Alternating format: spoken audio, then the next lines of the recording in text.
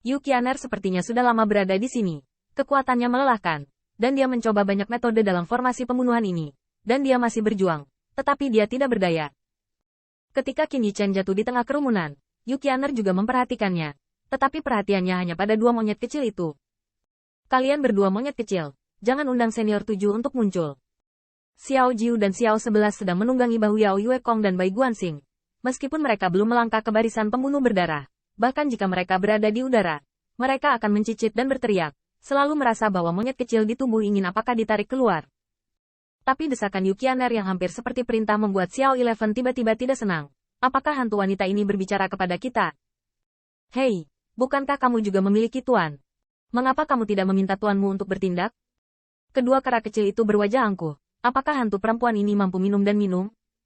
Selain itu, tidak perlu raja. Selama Anda bisa naik di pundak Tuan Bai, apa yang Anda takutkan? Dan Yu Qianer sangat marah ketika dia mendengar kata-kata itu. Dan tule itu berkibar, sepertinya menunjukkan wajah yang sangat cantik. Kamu adalah hantu wanita. Seluruh keluargamu adalah hantu wanita.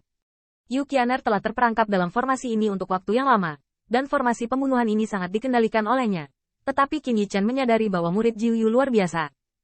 Berkultivasi dengan roh kekuatan berarti hanya jika itu dapat melukai roh atau cara aneh lainnya, itu dapat menyakitinya. Qin Yichen terkejut di dalam hatinya. Anda harus tahu bahwa tidak banyak metode yang didedikasikan untuk melukai jiwa, karena sangat sedikit yang telah mempelajari aspek ini. Dalam keadaan normal, yang kuat dilindungi oleh kekuatan dan kekuatan, selama kekuatan dipatahkan dan tubuh dipotong, ini mungkin menyakiti jiwa. Tapi karena itu bisa menghancurkan divine power lawan, akan lebih baik untuk memotong tubuh langsung untuk mengambil nyawanya. Mengapa repot-repot menghabiskan prosedur ekstra untuk menargetkan jiwa? Tidak ada metode yang kuat untuk membunuh jiwa, tetapi mereka sangat sedikit, dan hanya ada sedikit dan sedikit yang menghususkan diri di bidang ini. Dengan cara ini, murid Jiu Yu memiliki keuntungan besar. Meskipun pedang Qin Yichen juga mampu membunuh jiwa, Yu Qianer akhirnya bisa mengabaikan banyak serangannya. Meski begitu, bisa dibayangkan bahwa orang kuat lainnya pasti akan tertahan saat bertemu murid Jiu Yu. Metode saluran dewa sulit untuk bekerja. Dan Yu Qianer melihat orang-orang ini begitu bodoh untuk dipromosikan. Dia segera menggertakkan giginya dengan marah. Itu adalah suara Li Gui yang menggertakkan giginya. Oke. Jika Anda memiliki kemampuan, jangan minta raja keluarga Anda untuk melakukannya. Lihat siapa yang akan mati lebih dulu. Yu Qianer tidak mau. Meskipun susunan pembunuhan berdarah ini sangat menahannya. Tetapi itu tidak berarti bahwa itu tidak valid untuk dua monyet kecil itu. Sebaliknya, Yu Qianer berkultivasi dengan jiwa. Tentu saja ada banyak metode. Dia bisa bertahan sampai sekarang. Dan dia tidak bisa tersapu oleh pupil darah di lingkaran mata itu, yang cukup untuk menjelaskan semuanya. Tetapi orang-orang ini berbeda. Mereka jelas tidak sebagus mereka dalam hal budidaya jiwa. Begitu jiwa ditarik keluar dari tubuh mereka, mereka tidak akan berjuang lama sebelum mereka akan ditelan oleh barisan pembunuh. Singkatnya, Yu Qianer percaya diri. Dan pastilah dua monyet kecil inilah yang pada akhirnya tidak bisa menahannya. Dan Qin Yichen, yang hampir diabaikan olehnya kecuali Yao Yuekong. Yu Qianer tidak hanya marah, tetapi dia ingin terus berjalan. Akan lebih baik membiarkan 7 monyet datang untuk memecahkan susunan pembunuhan ini. Lebih baik daripada memintanya untuk mengundang guru. Aku akan membantumu. Memikirkan hal ini, Yu Qianer tampaknya menggigit giginya secara diam-diam, dan tiba-tiba dia melihat bel hitam dan emas di tangannya. Di antara getaran bel, seperti panggilan dari Jiu Yu, jiwa Qin Yichen bergetar lebih keras. Lonceng jingle. Lonceng di tangan Yu Qianer bergetar, dan wajah Qin Yichen tiba-tiba berubah. Dia hanya merasa bahwa bel itu menarik jiwanya, dan dia ingin mengeluarkan jiwanya dari tubuhnya. Anda tahu, tidak mudah bagi mereka untuk menolak melahap jiwa oleh barisan pembunuhan berdarah pada saat ini. Dan bahkan Yu Qianer benar, jika bukan karena mereka memiliki tuan yang tiada taranya seperti Bai Guanxing. Kemudian, setelah jatuh ke dalam formasi pembunuhan berdarah, mereka tidak bisa bertahan sama sekali. Dan mereka pasti tidak bisa bertahan selama Yu Qianer, bahkan jika itu adalah Kaisar Iblis Demon Yuekong. Awalnya, susunan pembunuh berdarah sangat berbahaya, dan tampaknya langkah yang salah akan menyebabkan jiwa bubar. Yu Qianer masih berjuang dengan itu, mencoba menarik jiwa mereka keluar dari tubuh, dan mengancam mereka dengan susunan pembunuhan ini. Tanda seru. Monyet kecil, apakah kamu tidak mengundang rajamu? Tanda seru. Kedua kera kecil itu menunggangi bahu Yao Yuekong dan Bai Guanxing. Mereka hanya merasa kepala mereka akan pecah. Telapak tangan kera mereka menutupi telinga mereka, dan gigi serta mulut mereka retak, tetapi tidak ada gunanya.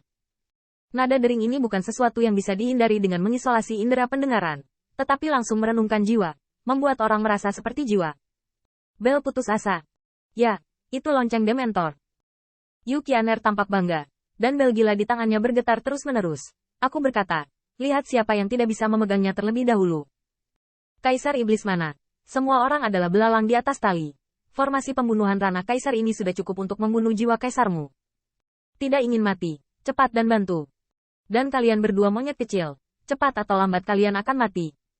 Percaya atau tidak, biarkan kalian menjadi babi dan anjing di kehidupan selanjutnya. Tiket kemenangan Yu Qian'er ada di tangannya. Dia tidak perlu bisa memecahkan susunan pembunuhan berdarah, selama dia bisa membersihkan dua monyet kecil itu. Bah, sakit. Kayu, kurasa jiwaku akan keluar lagi.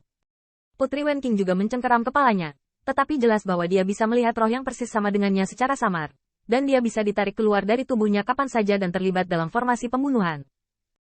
Demon Yue Kong juga memiliki ekspresi dingin di wajahnya. Dia hanya mengungkapkan roh kaisar jiwa iblis, dan iblis besar yang berdiri dengan bangga di bawah sinar bulan bermandikan cahaya bulan. Tetapi bahkan iblis besar dari alam kaisar, tidak mudah untuk menolak berdarah ini. Membunuh Arai, apalagi Yu Qian'er masih membuat masalah darinya. Yu Qian'er menatap matanya dan menjadi lebih bangga. Dia memiliki rasa tindakan. Selama dia bisa memaksa 7 Raja Kera untuk mengambil tindakan, dia bisa menghancurkan formasi, tetapi dia tidak berani melangkah terlalu jauh. Lagi pula, jika 7 Raja Kera ditangkap dengan cara ini dipaksa untuk menembak, bahkan dia tidak akan melepaskannya. Tapi Yu Qian'er tidak menyangka bahwa sementara lonceng gilanya bergoyang, seperti jiwa penyeberangan 9 meter, roh-roh itu menyerah. Tetapi ada seorang kaisar berdiri di udara seolah-olah tidak ada yang salah. Bahkan, menyaksikan getaran lonceng gilanya yang terus-menerus, kaisar masih menggelengkan kepalanya dengan sedikit penyesalan. Hei, semuanya ada di sini. Susunan pembunuhan ini pasti akan rusak. Tetapi gadis, mengapa kamu terburu-buru? Nada seperti ini, cara kuno seperti ini, membuat Yu Qian'er tiba-tiba merasakan sentuhan jantung berdebar. Ini seharusnya bukan reaksi kaisar. Set. Tepat ketika Yu Qian'er panik dan curiga, dia melihat kaisar berteriak, yang seperti dekret 9 hari, memanggil surga. Hanya dengan teriakan, Yu Qian'er melihat bahwa jiwa orang-orang ini tidak bergerak seperti gunung, Tidak peduli seberapa mendesak bel penangkap jiwanya, dia tidak bisa mengguncangnya sedikit pun. Ini sudah berakhir.